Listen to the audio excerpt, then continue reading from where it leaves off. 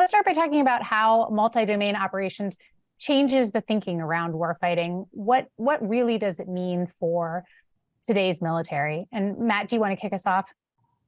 Sure. Yeah, I think the biggest change in our thinking about warfighting is a shift from maybe the 20 plus years of counterinsurgency that we were doing. We're shifting our focus onto the peer threats, China and Russia. And I think from the Army's perspective, from a tactical and operational level perspective, we are fighting against, what happens when you have to fight against an evenly matched opponent.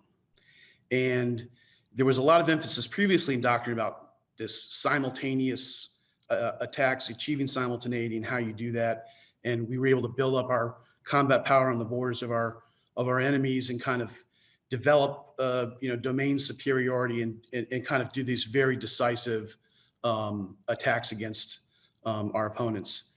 And now that's not really possible. So kind of the approach is, and we have to understand, is that small advantages can have a big impact against a peer adversary, especially as you accrue those advantages over time or you build and expand them over time. And so that's what we kind of view multi-domain operations as, is just kind of a shift in thinking that you can't just defeat your peer threat adversaries in one decisive operation. So you have to defeat them in detail. You have to do things over time. You have to look at all of your available advantages and kind of put them together in complementary and reinforcing ways.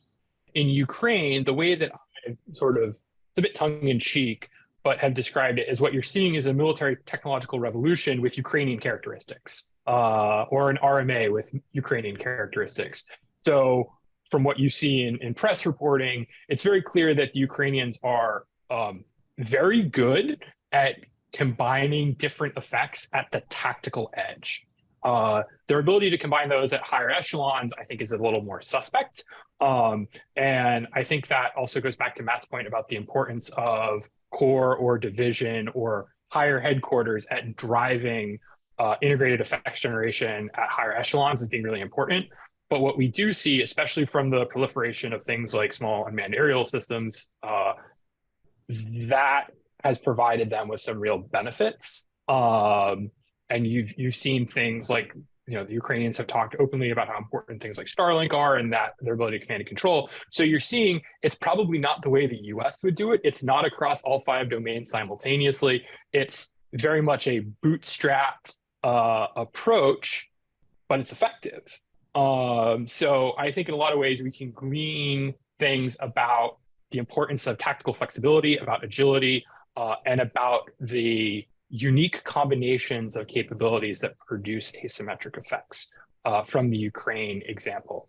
One of the problems, of course, with Ukraine is that when we think about, for the US, probably the pacing challenge in the Indo-Pacific, some of those insights are going to be relevant, others aren't. So it's important always to not over-index on what we learned from Ukraine, take the right lessons away, and then move forward to a broader set of challenges for the US. Andrew, I'll go back to you it looks like we have a follow-up from one of our viewers on something we discussed earlier.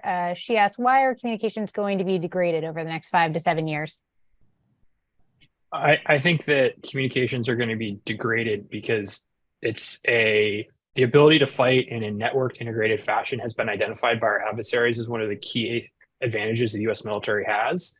The ability to deliver fires on demand and large volumes of those in an integrated fashion enabled the US to roll up what was then a relatively advanced air defense system in the Gulf War. So if you take that as a jumping off point, and if you are China or Russia, you look at the way the US fights, you identify that as a